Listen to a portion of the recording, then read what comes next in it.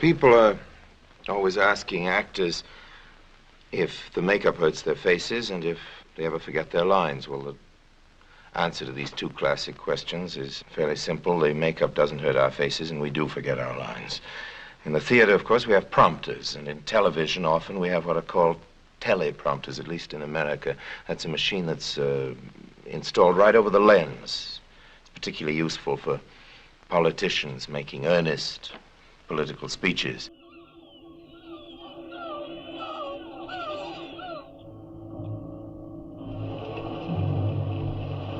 Oh, now, forever, farewell the tranquil mind, farewell content, farewell the plumed troop and the big wars that make ambition virtue. Oh, farewell, farewell the neighing steed and the shrill trump, the spirit-stirring drum, the ear-piercing fife, the royal banner, and all quality, pride, pomp, and circumstance of glorious war. And O ye mortal engines, whose rude throats the immortal Jove's dread clamors counterfeit, farewell.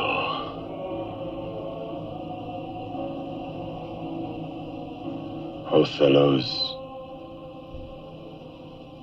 occupations gone.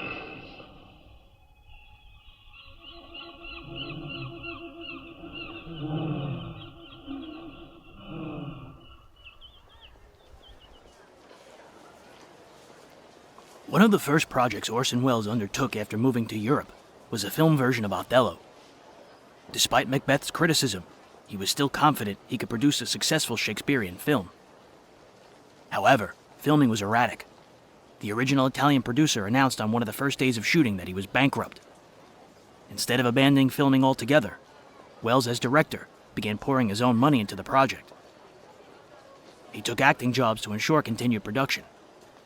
He also raised money by going on the stage. In the summer of 1950, Welles appeared in Paris in his own play called The Blessed and the Damned, which consisted of a short film called The Miracle of St. Anne and 2 one-act plays. It received positive reviews. In August, he traveled to Frankfurt, Hamburg, and Munich, where he starred in An Evening with Orson Welles. You said that Shakespeare never wrote a pure tragedy, he wrote melodramas. Yes. What do you think is a pure tragedy? I think the Greeks wrote them, you know, and the French in imitation of the Greeks. There's some Roman tragedies, you know, but all Shakespearean tragedies are loaded with rip-roaring, blood and thunder melodrama, you know, because the Elizabethan theater was steeped in melodrama. So you're not saying that they aren't tragedies, in fact, but then you're just... They aren't pure tragedies. That's that doesn't mean... No, they're melodramas and tragedies, you know. They have tragic heroes, essentially they're melodramas. Filming of Othello stopped for months at a time to raise money. It took more than 2 years to complete and was shot in Morocco, Venice, Tuscany, and Rome.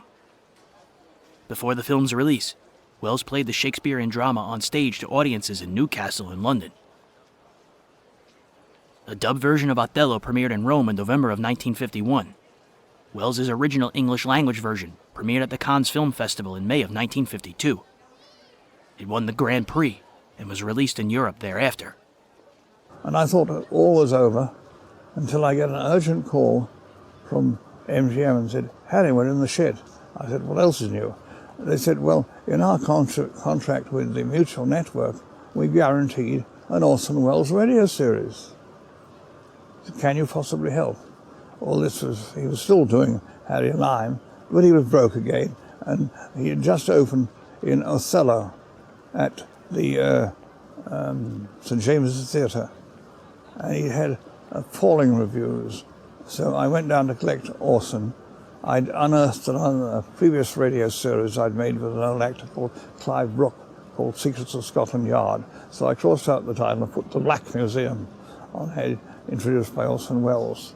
And in this series he just narrated it. He didn't act in it, he narrated. So I waited outside the St. James's Theatre in a car and to take Orson to dinner. And I had it in my hand, so I had a contract like this. He said, "What's that?" I said, "It's the contract for the Black Museum." So Orson said, "Give it to me." And he signed it like that. And he handed it back to me with the words, "Lower than this, I cannot stoop."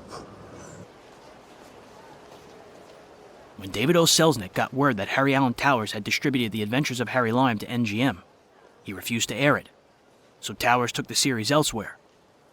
He quickly found out that MGM was now contractually obligated to provide a series with Wells to the Mutual Broadcasting System.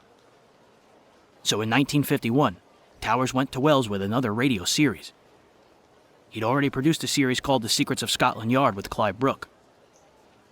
The new series would be called The Black Museum. It was based on real-life cases from the files of Scotland Yard.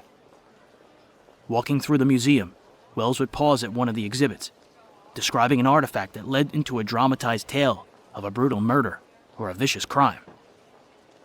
Towers visited Australia in the late 1940s and set up production facilities in Sydney. The Black Museum was produced there by Creswick Jenkinson.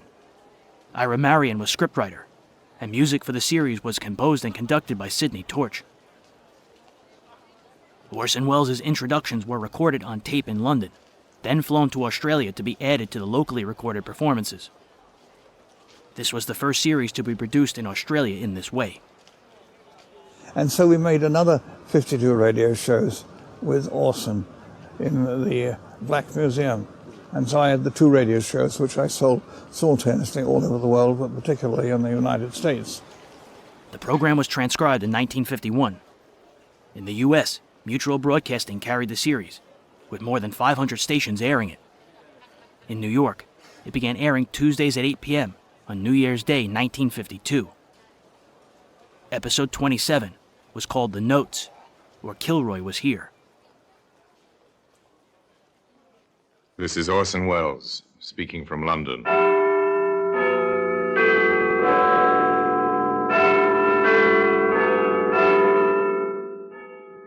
Black Museum. It's a repository of death. Here in the grimy stone structure on the Thames, which houses Scotland Yard, is a warehouse of homicide, where everyday objects, a phonograph record, a postcard, a color photograph, a simple statuette, all are touched by murder.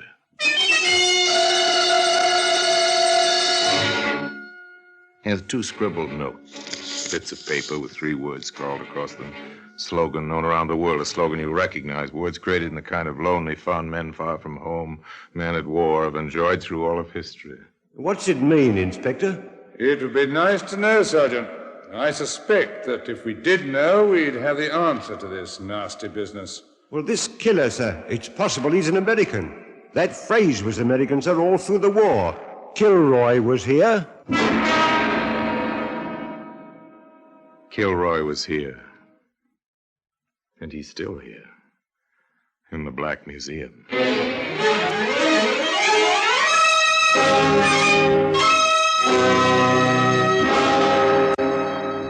From the annals of the Criminal Investigation Department of the London Police, we bring you the dramatic stories of the crimes recorded by the objects in Scotland Yard's Gallery of Death, the Black Museum.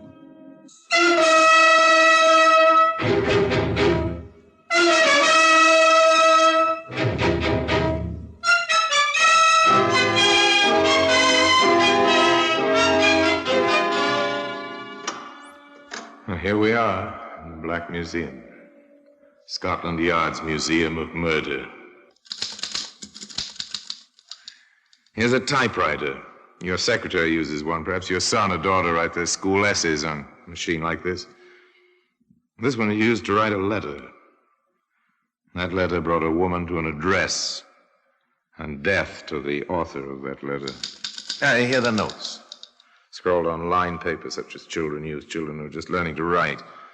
And a photograph showing the same 3 words scratched on a wooden surface. 3 times 3 was a number in witchcraft in ancient times. 3 times 3 words were written. This wasn't witchcraft. Merely murder. Began for Inspector Liggett and Sergeant Porter in the usual manner. A telephone rang in the inspector's office at the yard. Inspector Liggett here. Sergeant Garth, 11th District Metropolitan Police, sir. We're at the Royal Roost, sir. Private supper club, 15 Marley Court. The proprietor, Matt Bolton, has been shot and killed, Inspector. Very well, we'll be right along. Well, so Matt Bolton has finally departed this earth, Porter. In the expected manner? In the expected manner. You wouldn't know Matt Bolton. 99 chances out of 100 you never heard of him. But enough people had heard of him to net Matt Bolton a neat six-figure income from various protective associations and entertainment enterprises, such as the Royal Roost, one of those small private supper clubs, manages to keep its license by operating just within the law. The club was easy to find. In place of a neon sign, there was a police constable at the door. Yeah, looks like it's this way, I think.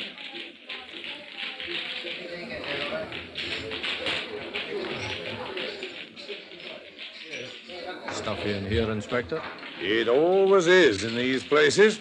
Apparently a good many people prefer to amuse themselves breathing a combination of tobacco and poor liquor fumes rather than good fresh air. Quite a costume on those girls. Roosters in the Royal Rooster. Get it, Sergeant? I've never seen a rooster with so little on besides tail feathers. Neither have I. Look, we better get to work, Sergeant. The two policemen crossed the nightclub, skirted the dance floor, and quietly passed through the doorway near the bandstand. To their left, another door stood open, revealing a cubicle complete with mirror lights, another girlish rooster, a man, and a body. A body full length on the floor. The girl was saying, "Look, we simply can't send the chorus out once more. Do I get to do my act or don't I?" I'm Inspector Liggett, Sergeant. The young lady may do her act. I doubt if she'll try to go outside the club in that costume. Well, thank you, Inspector. First, this man said he thought the show ought to go on so the customers wouldn't be disturbed, and then he held me here. Well, look, that's my cue. I'll be back. Don't worry, I'm not going anyplace. You're so right about that, Inspector. Knows her way around, that girl, sir. Found the body, didn't turn her hair. So I noticed. Find the weapon, Sergeant? No, sir, not in here. Porter, check the exits. Very good, sir. Oh, we've done that, sir. Only two, the way you came and the back door, fire exit. No one in the kitchen saw or heard anything. We haven't touched the body. Waited for you and the medical examiner, sir. Very good. All right. Turn out his pockets, Porter. Yes, sir. Here's something, Inspector. Tucked in his breast pocket. Quite a touch. I take it you didn't see this, Garth? No, sir. We left the body strictly as it was. Odd. Almost a signature. It's a note. Kilroy was here. For a moment, memories of other days crowded into the tiny dressing room. A phrase which had meant chuckles once seemed incongruous in that atmosphere of violent death. And then Mabel was back with boyfriend. May I inquire who your escort is, Miss Martin? Larry King, meet Scotland Yard. Gentlemen, how do you do? Is this your usual practice, Mr. King? If you mean escorting Miss Martin home, that's correct. You are good friends? We're engaged. I see. Miss Martin, before you leave us to get dressed, during your employment here, have you ever had any trouble with Mr. Bolton? Do you mean, did he make advances? Yes. Well, naturally. I see. Mr. King, did you know about these advances? I did. Did you ever have any trouble with Mr. Bolton? Nothing to speak of? Of course, it never is anything to speak of. You served during the recent war. I did. 8th Army. All the way from Tobruk to northern Italy. Does the expression Kilroy was here mean anything to you? The Americans, 5th Army, they used it. I've seen it many times. Very well. Leave your addresses, both of you, with Sergeant Garth here. And don't leave the city. We may need you.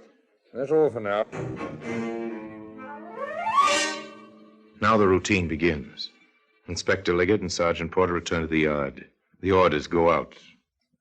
Have them run a complete check on Bolton's pals. They'll all have alibis, but run the check anyway. That was a start. Now the patient waiting, putting together the few facts available. It's the hardest part of police work anywhere. So, Porter, no prints on that note except yours and mine. Correct, Inspector. What have you got on King and the girl? She's, remarkably respectable. Nothing remarkable, Sergeant. What about him? He's a lawyer in the city, rather successful. Good reputation. Ever cross Bolton's path in his work? Nope. He's a copyright lawyer. Deals with writers, mostly. Nothing there, then. Takes patience. Lots of it. Check and recheck. Wait for information. Wait for the telephone to ring. Inspector Liggett here. Detective Ashton, sir. 23rd District. Go ahead, Ashton. At 14.5 Haven Mews, sir. We've been watching the place, sir. That King fella lives there. Yes, I know. The superintendent's wife has been found, sir, on the cellar steps, strangled. We found the note in her apron pocket. Kilroy was here, it says. Kilroy was here is a graffiti scroll or meme of debated origin that became popular during World War II.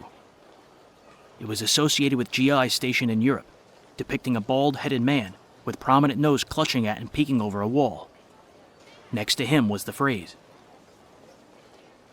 Robert Rietti played leads, and Keith Piott was often in the cast. Beginning in May of 1953, the Black Museum was also broadcast over Radio Luxembourg, a commercial radio station, and was not broadcast by the BBC until 1991. Just as the Black Museum was coming to the air, NBC began broadcasting Whitehall 1212, dramatizing true stories from Scotland Yard's Black Museum. It first aired on Sunday, November 18, 1951 at 5 p.m. Eastern Time. The series was written and directed by Willis Cooper, who had previously created Lights Out and Quiet Please. The cases on Whitehall 1212 were introduced by Chief Superintendent John Davidson, caretaker of Scotland Yard's famed Black Museum, who used some item from the museum as a wedge into the story. It opened with an alarmed woman ringing Whitehall 1212 on the telephone, and a crisp voice answering, "This is Scotland Yard." That series ran until September 28, 1952. Wait for the telephone to ring, and when it does ring, another death, another note. No solution. Merely complication piled on complication. A short while later, in the basement apartment of the newly widowed janitor. You found her yourself, Mr. Evans? Yes, sir. Lying there she was on the cellar steps. I was going down to look at the oil burner. I see. Now, your wife have any enemies, Mr. Evans? No, sir, no. Where would the likes of us come in, having enemies? Quarrelsome a little, you might say. But what woman isn't? Oh, she quarreled with you? With me, mostly. Not that I could blame her. It's hard work, a place like this, you know. Once in a while with a tenant. Well, the children in 4B, for instance, they write on the walls. So my wife argues with the mother. Mm-hmm. The nice young man in 6G lets the bathtub run over. 5G complains. My wife scolds Mr. King. I see, yes. Now, is Mr. King at home now? Oh, I believe so, sir. All right. Thank you. We'll do our best to find whoever killed your wife, Mr. Evans. Oh, thank you, sir. She had a temper, I know, but she never did no real harm. Up in the self-service elevator on the 6th floor. Find 6G and ring the bell.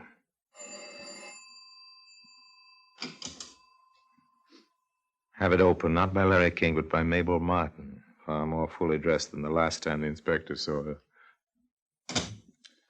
Well, Miss Martin, collected the insurance yet? Cut it out, Inspector. I don't have to stand for that sort of thing. In fact, I could ask you for a warrant before I let you in here. But you won't, will you, Mr. King? Ask your questions. They're about Mrs. Evans, I assume. Oh, Larry, please. Don't worry, darling. Ask your questions, Inspector. You quarreled with Mrs. Evans? I did. I wanted my bathtub fixed. The drain was backing up. She told me to go to fix it myself, that's all. You're sure that was all? Murder seems to have a way of happening in your vicinity, King. Is that an accusation? What's all this to do with Matt Bolton? I don't know. But there is a link. Quite a clear link, Miss Martin. You see, on Mrs. Evans, we found a bit of paper, and on it was scrawled, Kilroy was here. Any ideas on that, ex-soldier, now Solicitor King? Solicitor King had nothing to say. His puzzlement, his lack of knowledge seemed honest enough. Inspector Liggett drew no conclusions. He waited. The routine continued. The reports came in. The Martingale is a new job. Same type of club. I've seen the act, Inspector. Same songs, more clothes. Nothing on Bolton's cronies. Every one of them has an alibi. Yes, King seems to follow a set routine, Inspector. To the office, back home, dinner, then calls for the girl. Even eats his lunch at the same time every day in the same restaurant. Nothing much to go on there, just a time of waiting. A week passed. Telephone rang once again. Inspector Liggett here. Detective Ashton, sir. We've another one for you. What? Yes, sir. A butcher this time. Name of Andrews. 2 blocks from the apartment house where King lives. Head bashed in with his own mallet. Scratched on the chopping block with one of his own knives is the same old message, sir. Kilroy was here. Kilroy was here. Familiar words with a smile in their words to remember fondly. 3 times they appear. On a butcher's block, on scraps of paper, and today they can be seen in the Black Museum.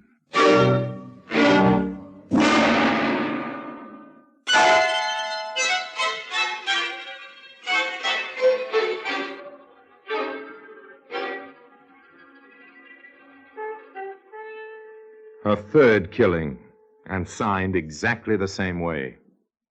Kilroy was here. More, this murder had taken place within a few blocks of 14.5 Haven Mews, where Larry King lived. The same young man who was the secret fiancé of the singer, and whose dressing room the first body had been found. The same young man who lived in the house where the janitor's wife had been strangled. Inspector Liggett lost no time reaching the scene of the latest crime. Well, it's... yes, well, Ashton. Yes, sir? Anything fresh? Just the things I reported, sir. There's the mallet, the weapon. Yeah. The message was scratched with this knife. Any prints? The laboratory crew are trying to raise some. Nothing yet. Very well. Who's the woman? The widow. Mrs. Andrews, I really dislike bothering you with questions at this time, but you understand that speed may be the essence now. Yes, of course, Inspector.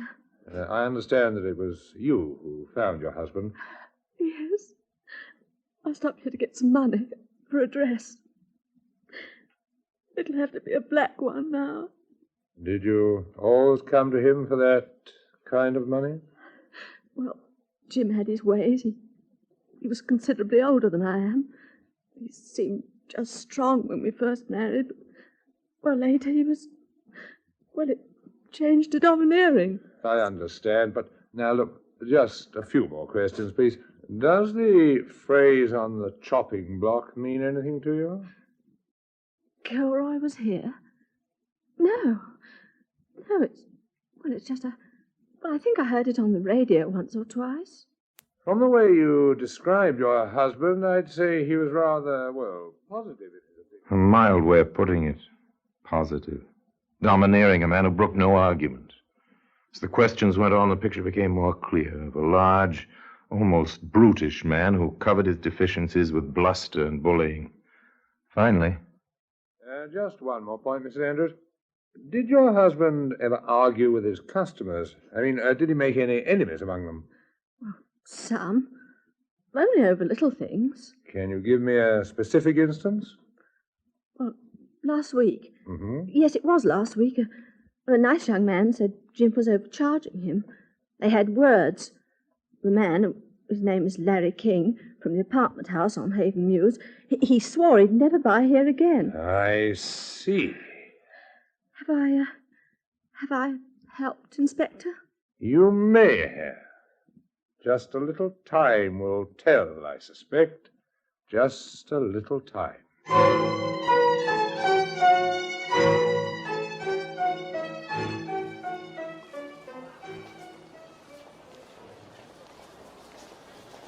The Black Museum aired for the calendar year of 1952 over Mutual. It was rebroadcast on KABC Los Angeles in 1963 and 64, and on KUAC-FM in Fairbanks, Alaska in 1967. In 2002, Harry Alan Towers produced the Black Museum for TV, hiring Gregory Mackenzie to be director and showrunner. The anthology series used Welles' original narration. The adaptation was shot on location in London in a film noir style, and the pilot starred Michael York as Scotland Yard Inspector Russell.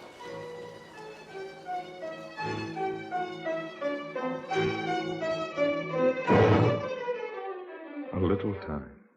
Within the hour, Larry King was in custody, taken in charge for 24 hours on suspicion of complicity.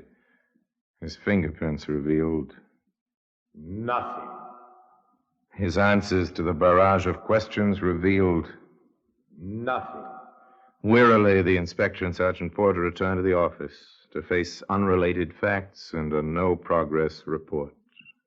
Wearily, the inspector picked up the receiver of his office intercom. Yes, Sergeant? You have a caller, sir. Who is it? Miss Mabel Martin, sir. She insists on speaking with you. Miss Martin was ushered in, seated in front of the desk. I've got something to tell you, Inspector. Please do. Well, Larry didn't kill anybody. Didn't he? No. I did. Steady, Sergeant. Please take down Miss Martin's statement. Now, I must warn you, Miss Martin, anything you say will be taken down in writing and may be used in evidence. Yes, I understand. Now the floodgates opened. I killed all three of them and left the notes to make it look as though Larry did it. So simple, so obvious. Matt Bolton threatened me. He said if I didn't come back to him, he'd change his insurance policies and tell Larry about us. Well, I shot him. It was a .22 that Larry had given me. One death accounted for. The policeman listened gravely. Mrs. Evans was always snooping. She threatened to tell Larry about Matt and me. I did it in the cellar, behind the coal pile. I strangled her. Quite logical. The inspector waited. Andrews, the butcher, I used to shop there for Larry. Andrews made some advances. He reached for me, and I grabbed a meat cleaver, and then I scratched the note on the wood. But that's the story, Inspector. Yes. Tell me, how much do you weigh, Miss Martin? Well, about 107 pounds. Why, what's that got to do with... Sergeant Porter, what was the caliber of the bullet found in Matt Bolton? .38 caliber, sir. Thank you. And did you notice a coal pile in the cellar at 14.5 Haven Mews? It's an oil burner, sir. Quite modern. Thank you. And the weapon in the Andrews case? A mallet, sir. Not a cleaver. A mallet. And, Sergeant, can you picture a young woman of 107 pounds knocking out and killing a man of Andrews' size? Not very well, sir. Of course, it's obvious her heart and her courage are as large as she is, if not larger, but... Oh, all right, have your fun. I've made a fool of myself, but Larry didn't kill anyone. I know that. I know it. You can't do this to her. Look. I wouldn't worry, Miss Martin, if I were you. In fact, if I were you, I'd hurry out to the front of the building. Mr. King is about to be released, and I think you'll want to meet him there, won't you? Oh, Inspector. Oh, Sergeant, Oh, forgive me, please.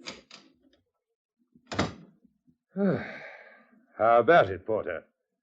Care to have a girl like that to marry? Yes, sir. For more reasons than one. Where are we now, sir? Offhand, Porter, I'd say we were just about where we were when we first heard of the Andrews killing. Put on your thinking cap, Sergeant. This is quite a problem. They sat there in silence. Their minds sifted fact after fact. And once they'd been through the meager supply of facts on hand, they started over again. At one point, the inspector said, half to himself, "There's something we're overlooking. Probably quite a simple point. It usually is, but..." He was quite right. In fact, the inspector was quite appalled, so appalled. He spoke in what amounted to a whisper. "Sergeant, hand me that telephone directory, please." What? Oh, yes, sir. Can I help you, sir? No, thank you. Look, just get your hat, Sergeant. Get my hat? Yes, we're going back to 14.5 Haven Mews. That's King's address. Yes, and according to the directory, it is also the residence of one Joseph Kilroy, one of the 7 Kilroys listed in the London telephone directory.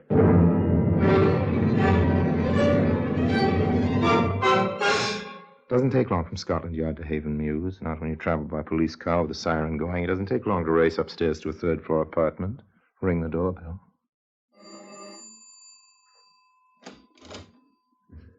Come in, gentlemen. I heard your arrival in the street. What took you so long, gentlemen? Oh, really, now. Mr. Kilroy, I must warn you, anything you say... Oh, that's all right, I understand. Don't mind in the least. Well, I'll be... Watch him, Sergeant. I am, sir. Frankly... Liggett. Inspector Liggett. Oh, yes, thank you. Frankly, Inspector, I'm rather annoyed with you. Here I go to all the trouble of killing a man so that nice young fellow in 6G could marry that cute little baggage he's going with. And you arrest him instead of me. I see. I'm sorry about that, too. So you killed Bolton? Saw him one night treating the girl really nastily in front of this house. If I may ask, why the woman? Oh, she was a nagger. Really annoying. And after I killed one, it struck me I couldn't be hanged more than once. So I might as well do old Evans, too. Thoughtful of you, Mr. Kilroy. That butcher was a private matter, though. He kicked a dog once. I saw him. Didn't treat his wife any better. No kids. Figured he'd leave her his money. So I got him with his own mallet. Quite simple, you see. And you signed your name to each one? Oh, of course. Good deeds are scarce in this world.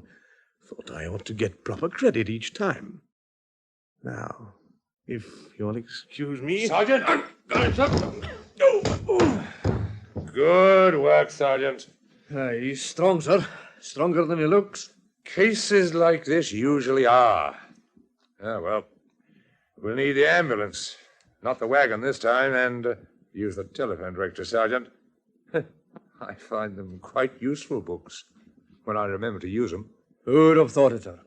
How many of our murderers are considerate enough to sign their killings, sir?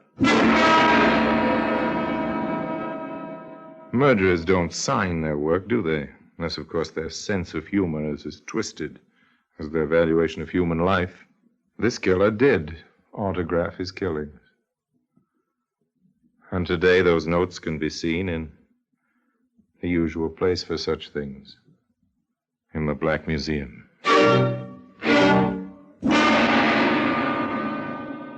Orson Welles will be back with you in just a moment. Joe Kilroy was insane, of course, by every normal standard. Insane enough, certainly, to sign his name to 3 murders. And by every normal standard, the gentlemen of Scotland Yard acted correctly within the rules of their profession in tracing every possible motivation, every possible suspect, before they came to the obvious solution. After all, it is logical that when men spend their lives dealing with the deliberately obscured, they can actually fail to notice the openly obvious. And now the notes remain in their usual place, in Scotland Yard in the Black Museum. Until we meet again in this same place for another story about the Black Museum, I remain, as always, Obediently yours.